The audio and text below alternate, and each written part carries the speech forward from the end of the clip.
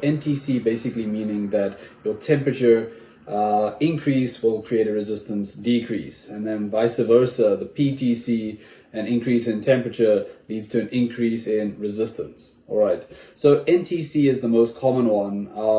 Obviously you find it in a lot of power supplies. For example, your desktop power supply would have an NTC essentially, right, that would throttle the current.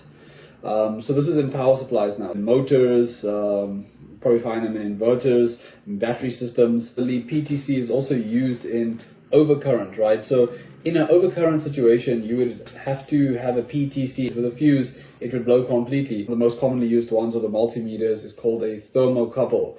So a thermocouple basically uses two dissimilar metals and creates a small polarity in voltage, whereas your NTC and your PTC just change the resistance value of the material. So they have their different uses. The K-type thermocouples will generally consist of alumel and chromel.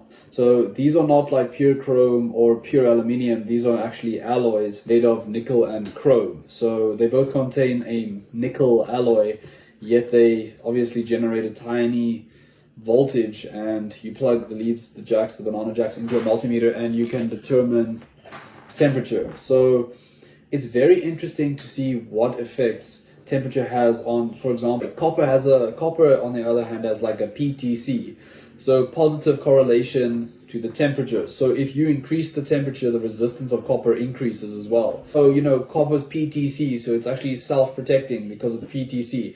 No, it doesn't increase the resistance that much to save your stuff. It's not just whether it's PTC or NTC, but the degree to which it is NTC or PTC, because you could find one that has a violent increase in resistance, and you could find one that has a very minimal increase in resistance over a certain temperature range. And so there will be the applications for those materials, etc., as you've seen.